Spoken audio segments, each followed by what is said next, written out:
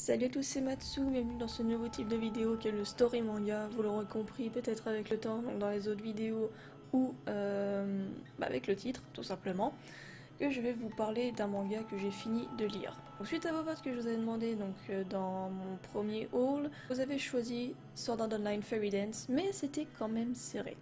Donc comme dans la vidéo des premières impressions, vous pouvez retrouver ici le sommaire. Je vais vous parler en premier donc des origines de Sword Art Online Fairy Dance, puis je vous ferai un synopsis sans raconter toute l'histoire, donc juste un résumé de base pour ceux qui ne connaissent pas. Ensuite, je donnerai mon avis personnel. Partie supplémentaire, je vais transformer en avocate de l'IFA, vous comprendrez pourquoi le moment venu. Et enfin, je ferai une conclusion. Et ensuite, il y aura les votes pour la prochaine édition du Story Manga. Je tiens à prévenir avant de commencer à blablater qu'il y aura possibilité qu'il y ait de spoil. Je vais essayer d'en faire le moins possible, mais forcément à la fin vous connaîtrez le dénouement de l'histoire, même si pour certains c'est évident, ou bien pour ceux qui l'ont déjà vu, c'est une évidence, mais voilà. Donc c'est parti. Juste avant de commencer, je vais me mettre un petit peu en condition pour ces vidéos, vous allez comprendre très vite, c'est une petite surprise. Vous êtes prêts? Link start. Ah, bah voilà, c'est mieux. Donc, c'est un costume que j'ai fait moi-même il y a quelques années que je reporte, fort heureusement. Il me va encore, donc c'est parti. Sword Art Online Fairy Dance, c'est une adaptation manga du light novel de Reiki Kawahara qui a commencé à être publié en 2009. Donc le manga a été pré-publié dans le magazine Dengeki Bunko Magazine et a commencé à être édité par les éditions AC Media Works depuis avril 2012. Puis est arrivé en France grâce aux éditions Ototo qui publient également Axel World, du même auteur. Il existe aussi un animé qui représente cet arc car Sword Art Online Fairy Dance n'est pas le début de l'histoire de Sword Art Online mais le deuxième arc on va dire, car ça se passe dans le deuxième jeu. L'animé a été diffusé à partir du 7 juillet 2012 jusqu'au 22 décembre 2012. Le scénario du manga a été écrit par son auteur originel, c'est-à-dire Reiki Kawahara, mais les personnages ont été dessinés par Abek, contrairement à Axel World qui était dessiné par Rima, et le design général a été réalisé par Tsubasa Haruki. Donc juste avant de passer au synopsis, je tiens juste à vous dire que Sword Art Online est classé dans les mangas shonen, c'est-à-dire qu'il y a de l'action et de la fantasy, mais qu'il se passe dans un univers légèrement futuriste, ça relève donc un peu de la science-fiction. Kirigeya Kazuto, connu sous le nom de Kirito, essaye de se réadapter à sa nouvelle vie, ou plutôt à son ancienne vie, après avoir fini le jeu Sword Art Online dans lequel il a été enfermé pendant 2 longues années. Cela fait maintenant 2 mois et même s'il est heureux d'avoir retrouvé sa famille et notamment sa petite sœur Sugua, le cœur n'y est pas totalement car Asuna, sa compagne et partenaire du jeu Sword Art Online, est restée dans le coma. Il va malgré tout lui rendre visite tous les jours à l'hôpital, même s'il en revient toujours énormément triste. Un jour, lors de ses visites quotidiennes à l'hôpital, il rencontre l'un des collaborateurs du père de Asuna, Nobuyuki Sugo. Cet homme se révèle très vite abject avec Kirito et lui avoue sans gêne qu'il va bientôt se marier avec Asuna sans son consentement et insinue très fortement ses pensées pas très catholiques à l'égard de la jeune fille. Kirito est furieux mais malgré tout impuissant car à la fin de cette entrevue, Sugo, le futur marié, lui interdit de revenir voir Asuna à l'hôpital. Dans ce moment de désespoir et de fureur, Agil, un autre survivant de SAO et ami de Kirito, lui envoie un mail contenant une image assez particulière. C'est un screenshot d'un jeu qui a été fait par un joueur sur internet et montre un personnage un peu étrange, ou plutôt fort sympathique à regarder car il ressemble étrangement à Asuna. Après avoir rencontré Agil dans son bar, celui-ci apprend à Kirito que l'avatar ressemblant étrangement à sa bien-aimée a été vu au haut d'un arbre que personne ne peut atteindre dans le jeu Alfheim Online.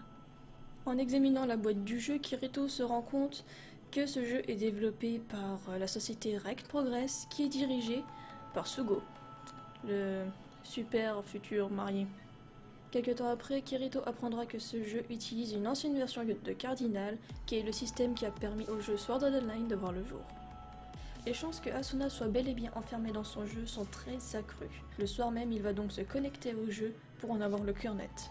À sa grande surprise, il découvre que l'avatar qu'il vient à peine de créer a les mêmes statistiques qu'il avait quand il jouait à Sword Art Online. Mais cela s'explique car ça utilise le même système que Sword Art Online. Mais avec bonheur, il retrouve également Yui, l'intelligence artificielle qu'il avait adoptée avec Asuna par le passé. Quelques instants après avoir commencé à jouer à Alfheim Online, il rencontre Lifa.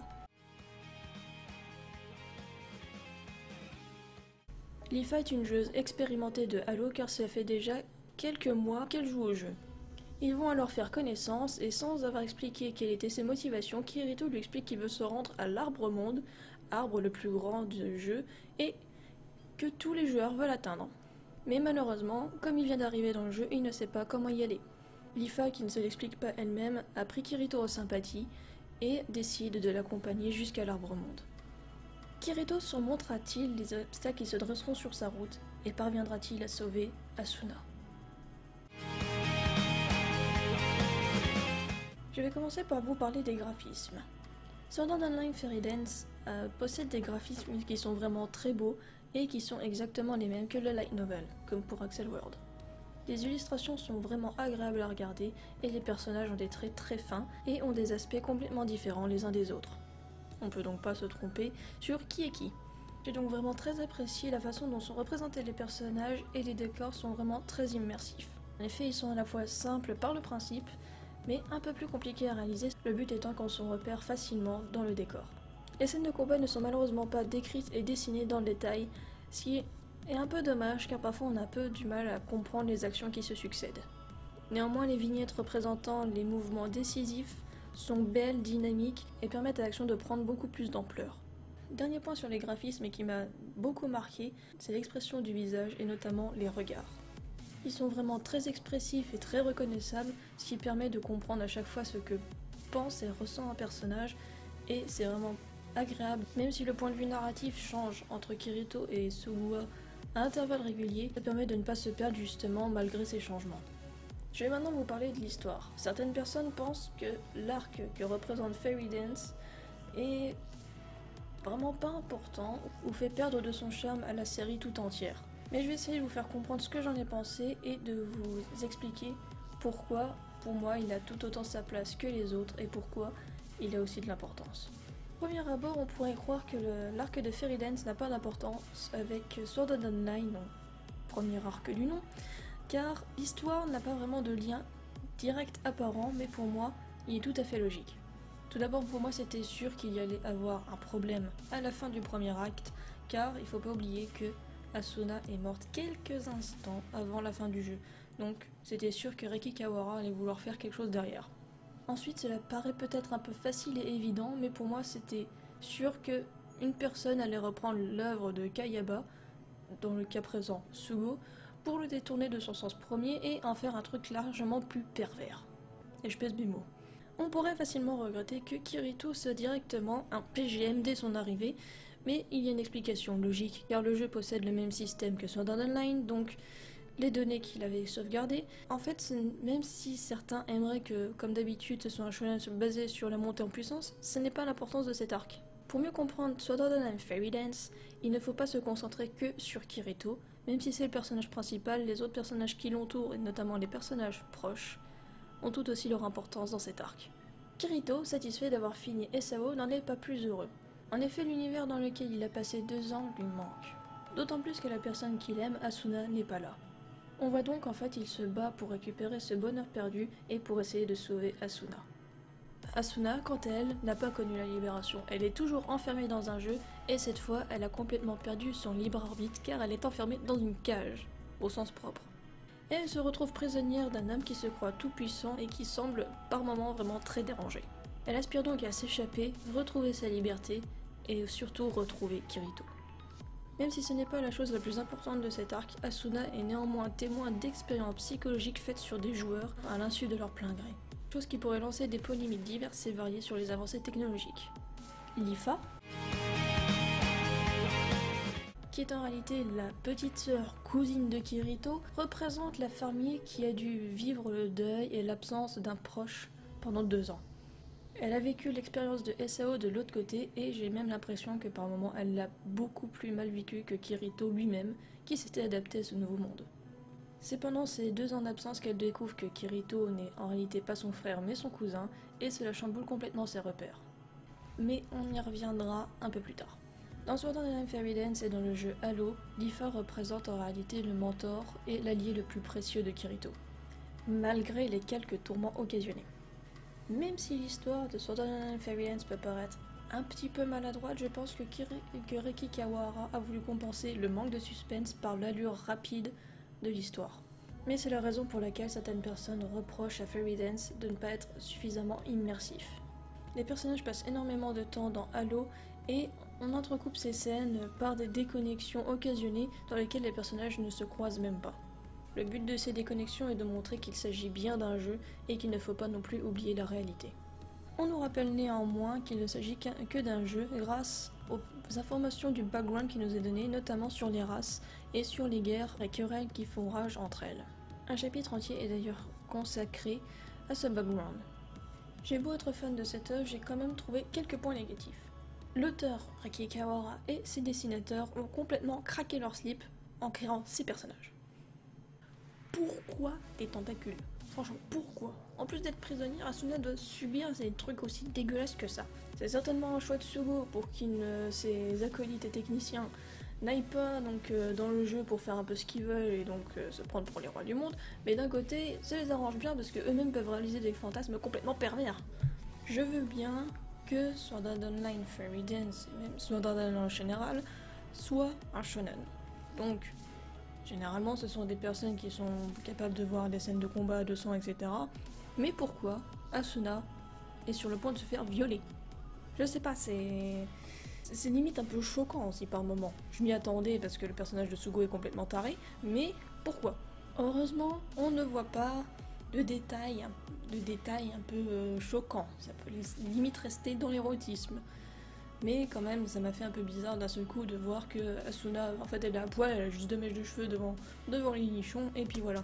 Il ne aurait plus que manquer que cette scène soit à l'origine des limaces à tentacules. Mais je dois avouer que ça colle quelque part à l'histoire, car il faut pas oublier que Sugo est un mec complètement pervers et qui a longtemps eu des gestes un peu déplacés, et là, sous la pression, il craque complètement, elle était limite en train de la foutre à poil et puis aller abuser clairement d'elle. Après avoir tué Kirito, ou l'avoir fait souffrir tout en le faisant regarder. Ça commence à être quand même un peu limite. Enfin, je trouve que la libération de Asuna est un peu trop simple à mon goût.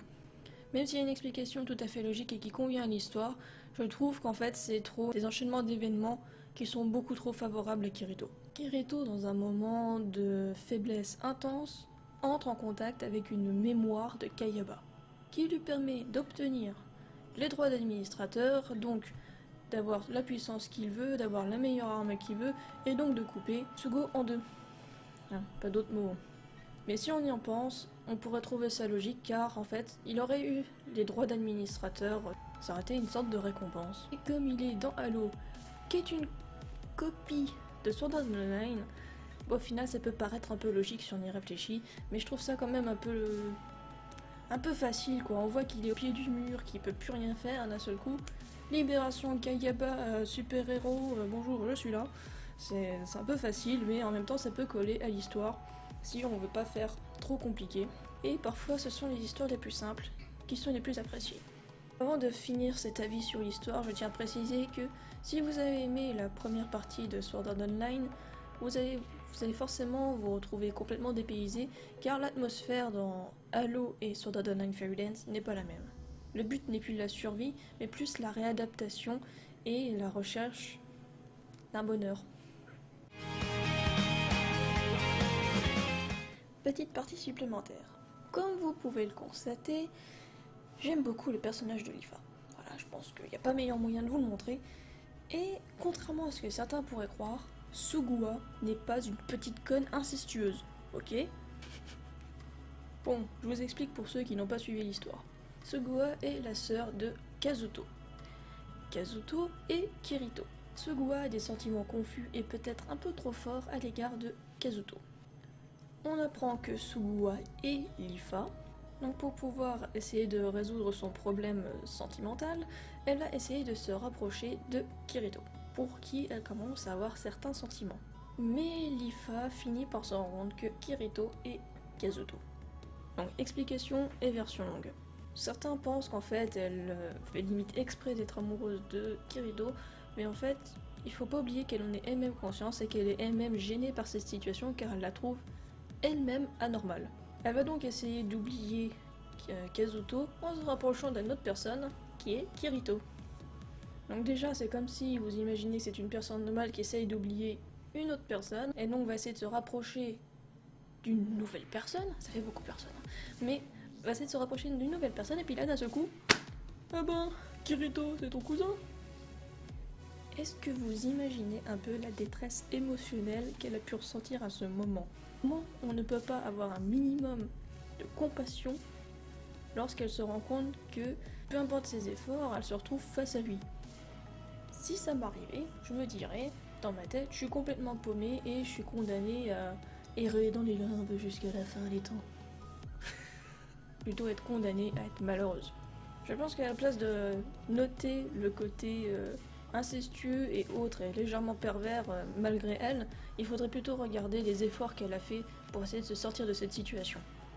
D'autant plus que malgré les sentiments qu'elle aurait pu ressentir pour Kirito ou qu'elle éprouve pour Kirito, car au final elle-même est complètement paumée, elle sait pas ce qu'elle ressent. Il faut noter quand même qu'elle a toujours poussé Kazuto à retrouver Asuna et aussi Kirito par la même occasion à la sauver.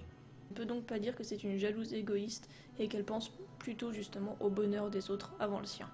Qu'on ne se méprenne pas, je ne suis pas pour les sentiments amoureux entre frères et sœurs.